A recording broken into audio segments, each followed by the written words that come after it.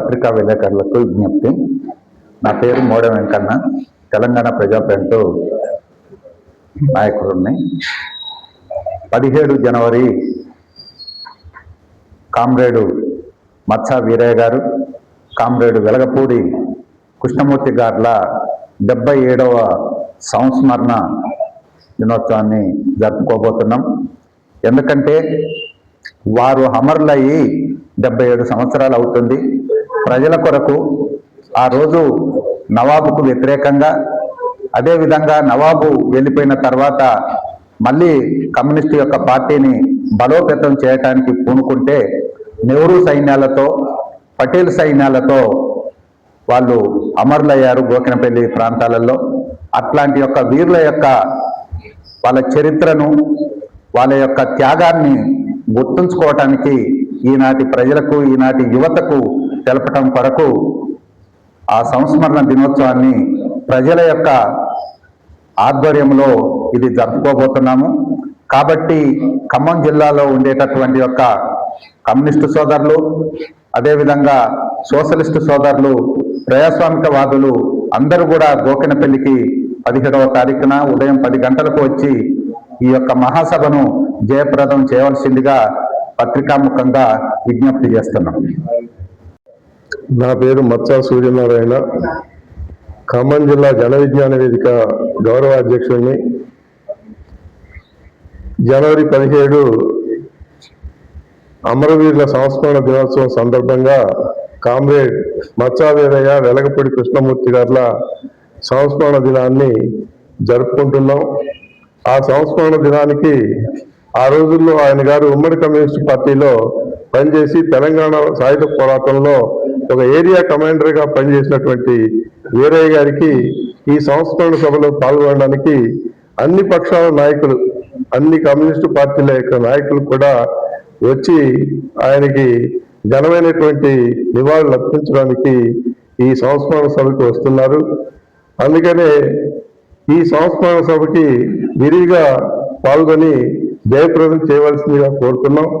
అట్లాగే ఆనాడు తెలంగాణ సాయుధ పోరాటంలో భూమి కోసం, భక్తి కోసం, పేద ప్రజల విముక్తి కోసం ఏ లక్ష్యంతోనైతే వారు పోరాడారో ఆ లక్ష్యాన్ని పరిపూర్ణం చేయడానికి, ఆనాటి తీపి గుర్తులను మళ్ళీ గుర్తుంచుకోవడానికి ఈనాడు కమ్యూనిస్టు పార్టీ భాగస్వాములంతా కూడా ఒకే వేదిక మీదకి వచ్చి ఆనాటి తెలంగాణ సాయుధ పోరాటాన్ని మరి ప్రజలందరికీ కూడా వివరణ ఇవ్వాల్సిందిగా ఈ సభ ఏర్పాటు చేయడం జరిగింది.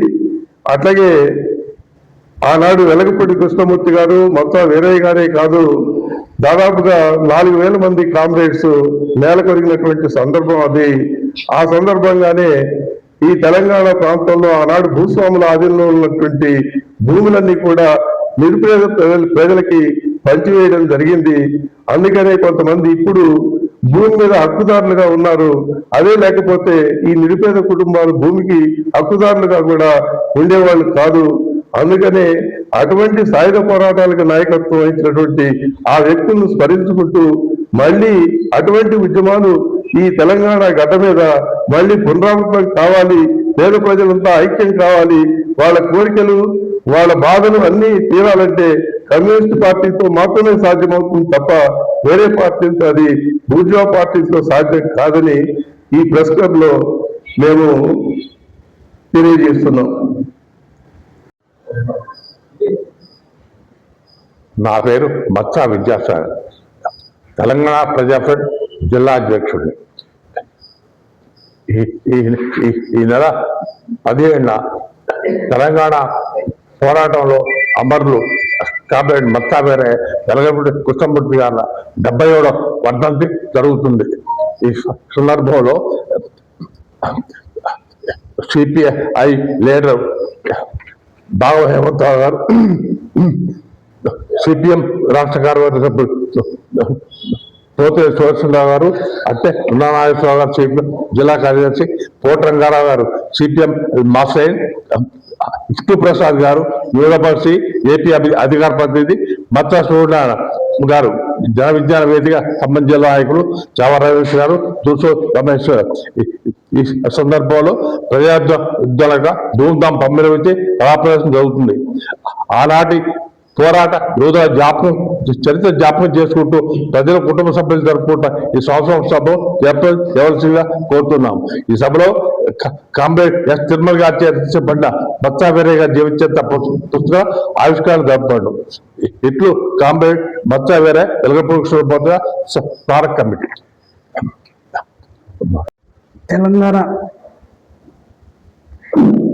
తెలంగాణ అంటేనే సాయుధ పోరాటం. ఈ మట్టి నేలపైన ఎన్నో అమరుల త్యాగాల ఫలితంగానే ఈ రాష్ట్ర అభివృద్ధి అంటే ఈ రాష్ట్రాన్ని సాధించుకున్నాం. అట్లాంటి రాష్ట్ర సాధనకి అంకురార్పణ జరిగిన తెలంగాణ రైతాంగ సాయుధ పోరాటంలో ఆనాడు అమరులైనటువంటి మచ్చా వీరయ్య గారు, వెలగపూడి కృష్ణమూర్తి గారుల సంస్మరణ సభ సందర్భంగా ఈ యొక్క ప్రెస్ మీట్ ఏర్పాటు చేయడం జరిగింది. ఆ కార్యక్రమానికి ఉమ్మడి ఖమ్మం జిల్లాకు చెందిన నాయకులు ఎవరైతే అన్ని పార్టీ అంటే కమ్యూనిస్ట్ పార్టీకి సిపిఐ, సిపిఎం, ఎంఎల్ పార్టీ తదితర పార్టీల నుంచి అందరూ కూడా వస్తున్నారు. కాబట్టి ఎవరైతే ఈ నేల కోసం, ఈ నేలలో ప్రజలంతా చరిత్ర నిర్మించింది ప్రజలే, బాధితులు ప్రజలే, బాధింపబడేవారు ప్రజలే.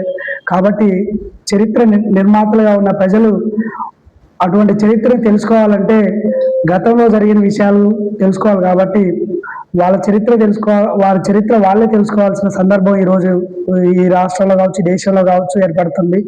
ఎందుకంటే ఈనాటి సమాజంలో ఉన్న ప్రభుత్వాలు చరిత్రని ఏ విధంగా తుడిపేస్తున్నాయో మనం చూస్తున్నాం. కాబట్టి అటువంటి చరిత్ర గతంలో ఏం జరిగింది